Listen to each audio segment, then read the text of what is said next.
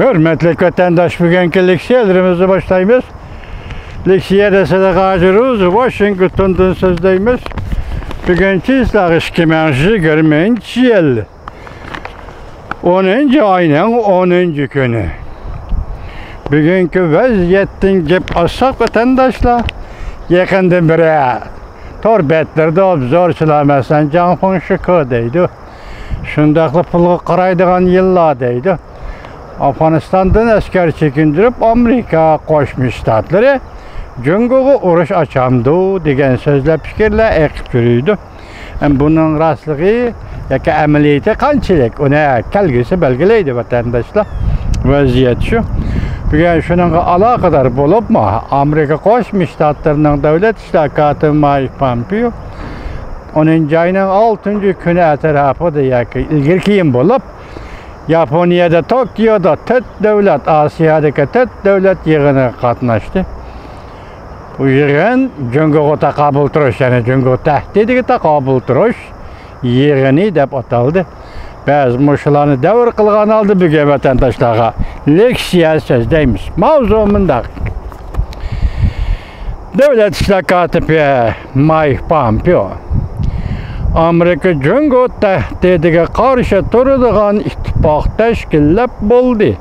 Tayvan masalasi Jungo Kompartiyasi bilan to'qnash nuqtasidir deb ko'rsatdi. Mavzuli xabar 10. ayning 10. kuni Amerika ovozining Xitoy tili programmasi e'lon qilindi. Xabar bunday boshlanadi. Washington davlat ishlar katibi Mike Pompeo 10. ayning 9. kuni mikrofonni ochdim-ochmadim. Eshitdimmi? 10. ayning 9. kuni Amerika matbuotlarining ziyoratini qabul qilganda bunday ko'rsatdi. Prezident Trump hukumati Amerika, Hindiston, Yaponiya, Avstraliya 4 demokratik davlat birlashib tashkillagan Jungo tahdidiga qarshi turish ittifoqini qurib bo'ldi. Prezident Trump bu shaklni organlashtirishni umid qilyapti. Amerika Jungo Tayvan masalasi bo'yicha shikoyatlarda urush portlamdi degan masala bo'yicha davlat ishlar katibi Mike Pompeo bunday ko'rsatdi. Tayvan masalasi Amerika bilan Jungo Kompartiyasi o'rtasida bir to'qnash nuqtasidir. Lekin Amerika tinchlikni umid qiladi. Buning uchun Amerika bilan Jungo o'rtasida urush portlashni xohlamaydi. Davlat ishlar katibi Mike Pompeo yana Jungoda zulmga uchrayotgan musulmon Uyg'urlar uchun ko'krak kirib o'tirg'i chiqish to'g'risida Vatikanga haydakchilik qildi. Davlat ishlar katibi Mike Pompeo Amerika Jungoning tahdidiga qarshi turadigan ittifoq tashkilladi deb ko'rsatdi. Prezident Trump virus bilan yuqumlanib Osiyo ziyorat safarini qisqartgan davlat ishlar katibi Mike Pompeo juma kuni Dehao Henetchao yana Dehao Hevitchao programmasining ziyoratini qabul qilganda Jungo to'g'risida to'xtalib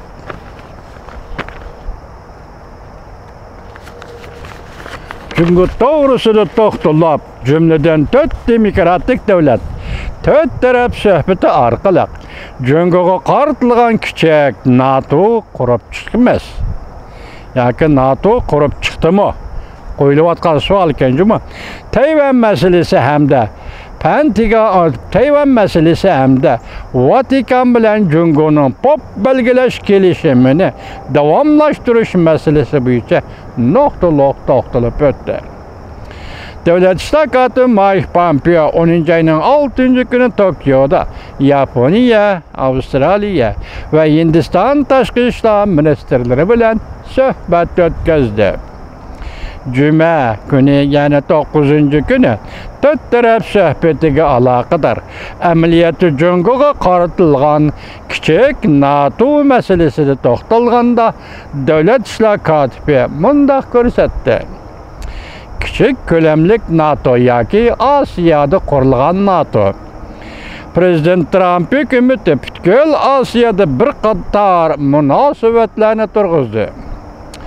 Ulanı Cungo Kompartiyasiga xiris qilalaydigan bir holga keltirdi. Belki Amerika, Yaponiya, Avustraliya, Hindiston, 4 cho'ng demokratik davlatlar o'rtasidagi munosabatlar bu nishonni ishga oshiradigan vositaning birisidir. Davlat ishlohoti Mike Pompeo riyosatchiga mundoq dedi. Bu tashqi ishlar ministrlari aniq biladiki, bu o'rtaq tahdid. Cungo tahdidi ve bizden ortak tirishchanlik ko'rsatish fursatlarimizni yuqorida aytgandek aniq biladiki, diplomatiya sohasida emas, iqtisod sohasida hamkorlashib, Cungo Kompartiyasining bulonchilik qilmishlarini chekindirishni biladi ham. Davlat ishlohoti Mike Pompeo o'xshash bir kunda programma riyosatchisi Larry Connorning ziyoratini qabul qilganda. Larry Connorning ziyoratini qabul qilganda bundoq ko'rsatdi. Bu bir necha davlat Amerikaning bu kurashda ittifoqdosh bo'lishiga, hamkorlashishiga mutlaq ehtiyojlidir. Davlat ishlohoti bundoq ko'rsatdi. Prezident Trump rahbarligida Amerika allaqachon bir ittifoq qurib chiqdi. Bu ittifoq Cungo tahdidini chekindirib, yaxshi tartibni asliga keltirib, qonun bilan boshqaradigan va fuqarolar hurmati bo'yicha ish qilishdan iborat demokratik davlatlar tarafidan belgilanadi. Aylik hokimiyatlar bu dunyoni kontrol qilolmaydi. Davomini anglaysiz, hurmatli vatandosh.